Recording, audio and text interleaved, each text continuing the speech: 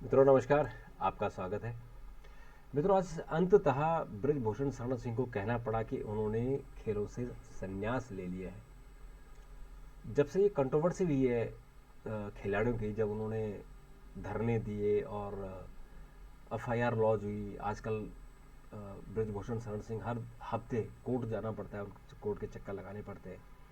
और अभी जब उन्होंने जो कुश्ती फेडरेशन है उसमें अपने व्यक्ति को, संजय सिंह को चुनाव लड़वाया और जिता दिया, तो उसके बाद फिर उन्होंने एक ऐसे हरकत कर दी कि जो जूनियर रेसलिंग चैंपियनशिप है उसको अपने इलाके में, अपनी कंस्टिट्यूंसी में, गोंडा में करवा दिया। तो इससे सब चिढ़ गए। तो उससे जैसे ही ये संजय सिंह का इलेक्शन हुआ और गोंडा में जूनियर कुश्ती चैंपियनशिप की बात हुई, तो फिर जितने हमारे पहलवान थे वो दोबारा से आंदोलन में उतर गए। बजरंग पुनिया ने अपना जो पद्मश्री था उसको सड़क पर रख के आ गए प्रधानमंत्री आवास के बाहर। और जो साक्षी मलिक है उसने संन्यास ले लिया कुश्ती से। और एक मूक बधिर पहलवान है वीरेंद्र सिंह, उसने भी अपना पद्मश्री लौटाने की घोषणा कर दी। तो सरकार दबाव में आई और सरकार ने आज जो नवनिर्वाचित फेडरेशन थी उसको सस्पेंड कर दिया और कुश्ती फेडरेशन चलाने के लिए एक अस्थायी समिति का गठन कर दिया। और जो संजय सिंह हैं, जो नए अध्यक्ष हैं, उन्होंने खेल मंत्री से मुलाकात का समय मांगा है। उन्होंने कहा कि अगर रेस्टोर नहीं किया जाता है तो वो कोर्ट का दरवाज़ा खटखटाएंगे, क्योंकि ये इलेक्टेड बॉडी, यानी चुनाव से जीते, वो खुद नहीं बने। तो ये उनका पॉइंट तो बिल्कुल जायज़ है, लेकिन इसमें जो दखल है इसका जो अपने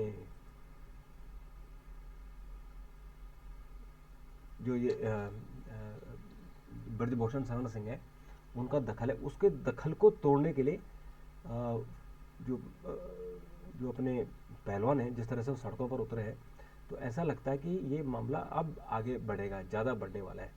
और इसीलिए आज ब्रजभूषण शरण सिंह भाजपा अध्यक्ष जेपी नड्डा से मिले और उन्होंने उसके बाद बयान दिया कि उन्होंने कुश्ती से तौबा कर लिया। अब वो खेल खेल से दूर हो गए, क्योंकि उन्हें ऐसा लग रहा है कि अभी 2024 का चुनाव है और कोई ताकत ऐसा नहीं है कि जो प्रधानमंत्री मोदी को या गृह मंत्री अमित शाह को दबाव में ले ले। यानी टिकट किसको बांटना है, किसको सीएम बनाना है, उन्होंने बता दिया है।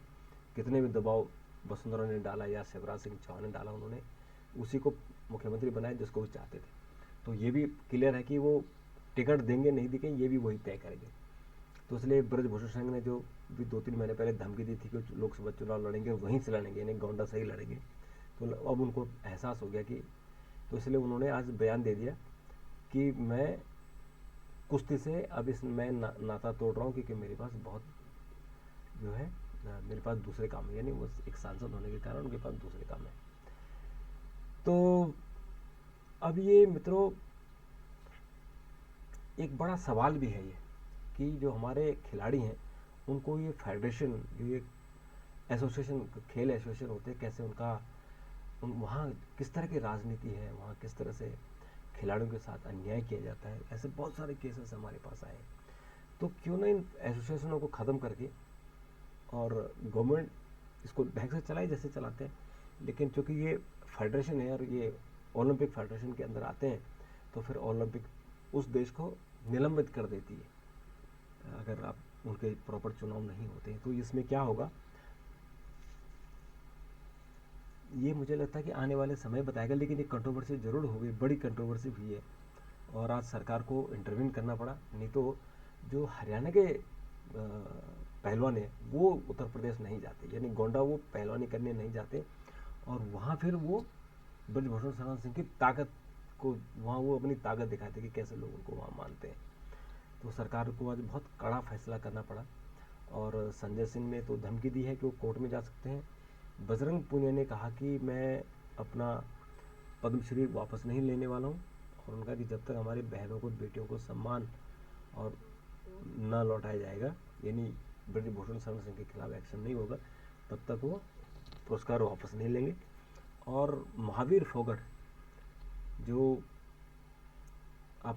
को पता है कि ये फोगट बहनों के पिता है, और इन्होंने भी कहा है कि सरकार ने अच्छा काम किया कि सस्पेंड कर दिया है और निष्पक्ष तौर पर फेडरेशन चले, और जो पहलवान है वो पहलवान में चुनाव जो खेल होगा वो प्रॉपर तरीके से खेल लड़े, क्योंकि इस बार आपने देखा कि कोई भी चुनाव ये खेल नहीं जीत पाए।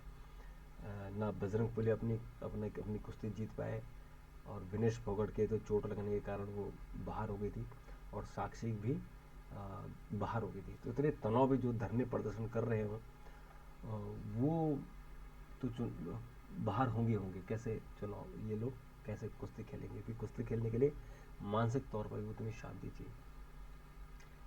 तो अब देखते हैं कि जो WFI का काम है वो एक जो तदर्थ समिति है वो देखेगी, और सरकार ने जो आयोग के अध्यक्ष हैं अभी ओलंपिक एसोसिएशन ऑफ इंडिया की PT उषा, उनको चिट्ठी लिखी थी। पिछली बार भी PT उषा ने एक अस्थायी समिति बना दी थी, और अब फिर उनको बनाना पड़ेगा, क्योंकि इसमें वो सांसद भी हैं, उनको गवर्नमेंट ने सांसद बनाया है, तो इसलिए उनको करना भी चाहिए, करना भी पड़ेगा। और मित्रों, कोविड का जो है मामले बढ़ रहे हैं, ये बड़ा थोड़ा खतरनाक हो रहा है, और WHO ने एशियाई देशों की निगरानी बढ़ाने को कहा है, और रोज नए नए मामले आ रहे हैं, तो इसलिए खतरा है कि, और भारत में जो है 646 केस आ गए हैं, एक की मौत हो गई है, तो इसलिए चिंता की बात है। आप मास्क जरूर लगाएं। आज मित्रों ग्रेटर नोएडा में योगी आदित्यनाथ ने वहाँ का कन्वोकेशन किया, और उन्होंने बहुत अच्छी बात कही कि जो संस्थान है वो डिग्री बांटने की फैक्ट्री न बनाए। बहुत जगह फेक डिग्री मिलती है, और पैसा लेकर डिग्री दी जाती है कुछ कुछ जगहों में, तो उसके कई यूनिवर्सिटियों के खिलाफ केस भी चल रहे हैं, उनके मालिकों को जेल में भी भेजा गया है।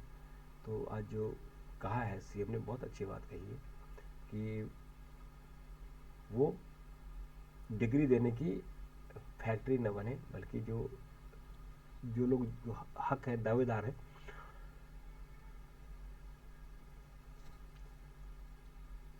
और मित्रों जनता तय करेगी कि मैं देशभक्त हूँ या गद्दार। ये प्रताप सिम्हा कह रहे हैं, क्योंकि प्रताप सिम्हा, आपको पता है कि जो पार्लियामेंट में 2 बच्चे कूदे थे, उनका पास प्रताप सिम्हा ने ही बनाया था, तो उन पर सवाल उठ रहे हैं। उनको पुलिस ने भी उनसे पूछताछ की, और अब उनका बयान आया है तब से, और उन्होंने कहा है कि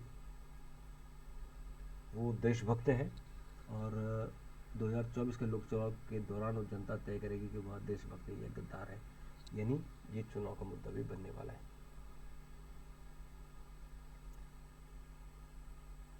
और मित्रों,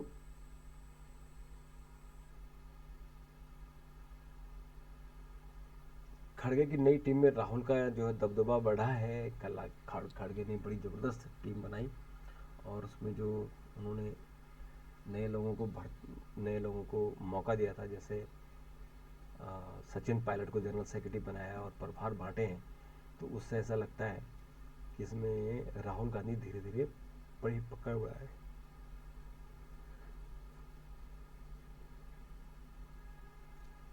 और मित्रों, इसके अलावा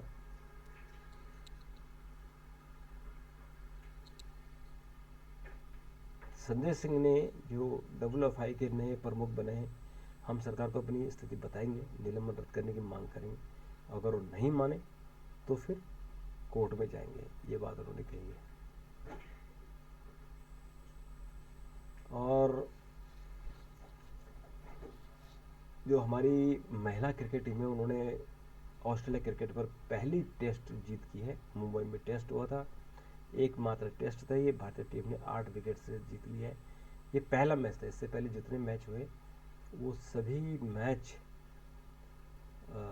ऑस्ट्रेलिया ने जीते हैं। और इसके अलावा मित्रों, तेल के लिए रुपए में पेमेंट लेने को कोई देश तैयार नहीं है। 2022-23 के दौरान रुपए में नहीं किया जा सका है कोई भी भुगतान। पहले क्या था कि जो गल्फ़ कंट्रीज़ थे, चाहे वो सऊदी हो, चाहे इराक हो, चाहे जो कतर हो, ये सभी रुपए में भी लेन देन कर लेते थे। लेकिन जब से ये यूक्रेन वॉर हुआ और भारत ने रूस का पक्ष लिया, तब से ये लोग थोड़ा सा भारत से नाराज़ हैं, तो इसलिए ये भी रुपए में नहीं लेते हैं। तो मित्रों, आज के लिए इतना ही। कल फिर मुलाकात होगी, तब तक के लिए नमस्कार, थैंक यू, धन्यवाद।